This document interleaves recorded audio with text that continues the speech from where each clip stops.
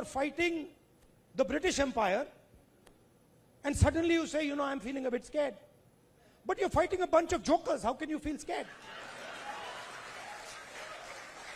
You're literally, please understand, you're literally fighting a bunch of jokers, clowns, right? Who have no idea about our philosophy, no idea about our history, right? They're a bunch of clowns. Now, I couldn't say this. I can naturally say this about my friends in the RSS.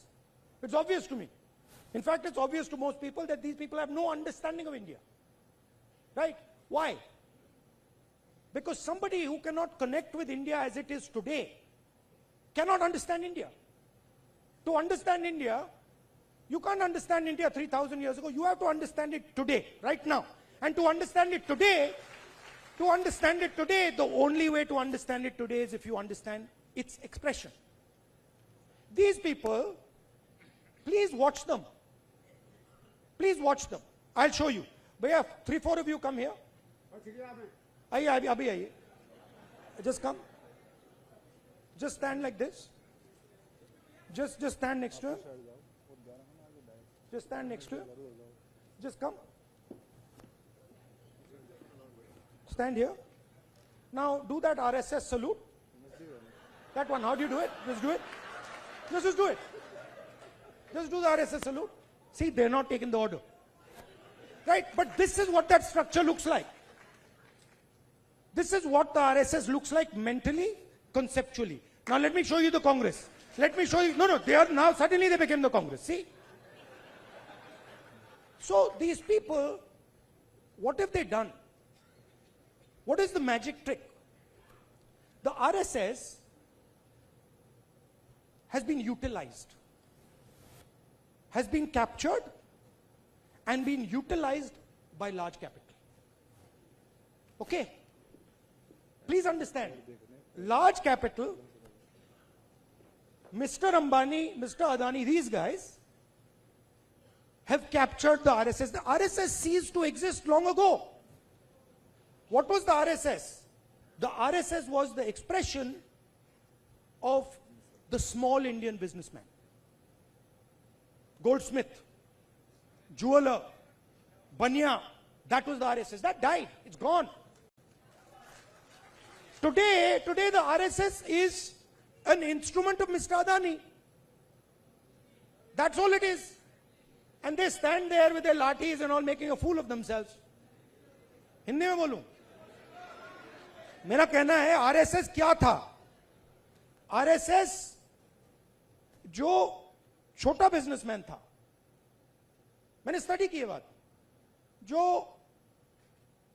छोटे छोटे business वाले थे, मिठाई की दुकान चलाते थे, सोनार थे, लोहार थे, इनकी फोर्स थी. उनको तो उन्होंने धोखा दे दिया, मार दिया. वो तो सब मर गए. आरएसएस ने डीमोनेटाइजेशन कर दिया, जीएसटी कर दी और अपने ही लोगों को धोखा दे दिया, खत्म कर दिया. उसके बाद क्या हुआ? शुरुआत कैसे हुई? शुरुआत वाजपेयी जी के टाइम में प्रमोद महाजन ने की. कैपिटल इंजेक्शन को आरएसएस के अंदर उसने डाला, पहला फर्स्ट स्टेप. और second step Narendra Modi. Final corporatization of RSS और Narendra Modi. It's obvious. RSS as original force is dead. We are not fighting. They finish, they gone. Now RSS is an instrument of large capital. They are servants of Mr. Adani, just like Mr. Modi is servant of Mr. Adani. Now, what is our problem? Our problem, which has now to a great extent been resolved, that my friends in the media have been captured by them. It's a big problem, because they will come and tell me, sir, we don't like what is happening. But we have to, they tell me, I'm telling you, we have to feed our children. हमें भी नौकरी करनी है. मेरे मतलब वो prime minister house के सामने पुलिस वाला है, मेरे कान में विस्पर कर रहे हैं, भैया इनको हटाइए, आप यहां से इनको हटाइए। वो मुझे हटा रहा है और मेरे कान में कह रहा है भैया इनको हटाओ। मैंने कहा ये क्या बात कर रहे हो? नहीं, हमारी नौकरी है, हमें काम करना है। अंडरस्टैंड। इनका भी एक्सप्रेशन मैं समझता हूं कि आपको अपने बच्चों की स्कूलिंग करानी है, फ्यूचर बनाना है, but there is also something known as national spirit. What is national spirit?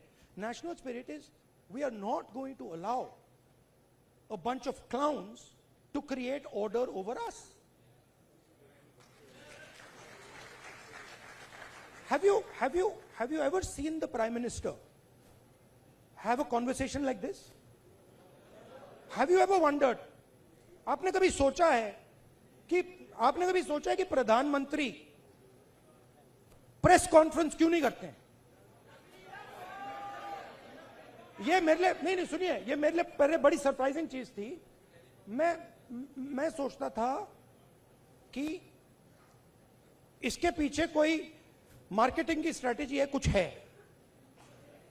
फिर मैं भैया उनके साथ कमरे में बैठ गया 5 मिनट और बात समझ आ गई, भाई ये तो जा ही नहीं सकता मीडिया के सामने, ये तो वहीं का वहीं 5 मिनट में खत्म हो जाएगा। रियलिटी, मैं आपको रियलिटी बता रहा हूं। तो रचनात्मक कांग्रेस का मतलब क्या है? आपको एक्सप्रेस करना है। आपने एलजीबीटी की बात की, आपने आदिवासियों की बात की। एक्सप्रेशन को दबाना नहीं है, कोई भी हो। और मैं आपको बात को और भी आगे ले जाता हूं। जिस दिन आरएसएस के एक्सप्रेशन को देश से खत्म करने की बात शुरू हुई, उस दिन मैं उनकी रक्षा करूंगा, क्योंकि उनका भी एक्सप्रेशन है। हमारा ये नहीं है, हम कह रहे हैं कि भैया सब लोगों का एक्सप्रेशन होना चाहिए। जो आपके दिल में, आप खुल के बोलो, डरने की कोई जरूरत नहीं है। आप किसी और को नहीं दबा सकते।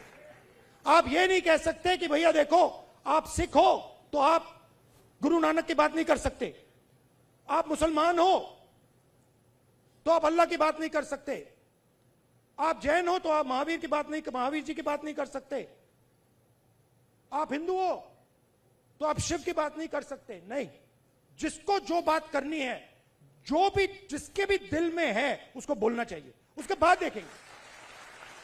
देखेंगे बात अच्छी नहीं लगी तो फिर कहेंगे उससे कि भैया देखो ये आपने जो बोला है ना, ये इसने मूड खराब कर दिया, इसको आप दूसरे तरीके से, पहले बोलेंगे इसको आप दूसरे तरीके से बोलिए, प्यार से बोलिए। तो जब देश में एक्सप्रेशन बाहर निकलेगा तो देश की ऊर्जा, देश की जो स्ट्रेंथ है वो पूरी दुनिया को दिखाई देगी। ये क्या कर रहे हैं? ये देश पर एक्सप्रेशन को मार रहे हैं। और आप बिलीव नहीं कर सकते इनके साथ हुआ क्या। मतलब आप इमेजिन नहीं कर सकते हुआ क्या इनके साथ। ये गए, आई विल एक्सप्लेन। ये गए, संदीप आना जरा, ये इनका पता नहीं कहां से इनके दिमाग में घुस गया। अब अजीब चीजें घुस जाती है, बट इनके माइंड में घुस गया कि foreign policy is this.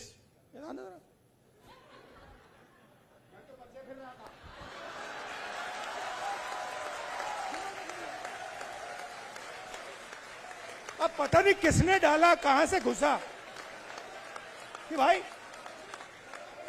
Foreign policy का मतलब imagine the ignorance foreign policy. एक चीज पूछ सकता हूं? हाँ, मिलनी समझ के तो नहीं पकड़ा था?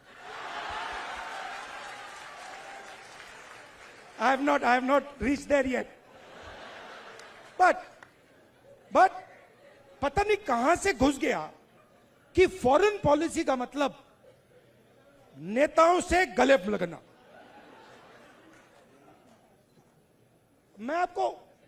मैं छोटा था,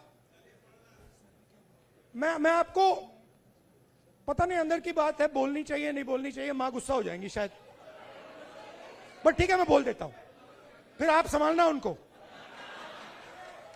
तो मैं छोटा था, हम अमेरिका गए, एक्सप्रेशन की बात हो रही है तो कह देता हूं, हम अमेरिका गए। मैं आपको ये इस बात इसलिए बता रहा हूं कि लीडर क्या होता है, मैं ये समझाने की कोशिश कर रहा हूं। तो हम अमेरिका गए, मैं 12 साल का था, प्रियंका, मैं, मेरी मां, दादी, दादी प्राइम मिनिस्टर थी।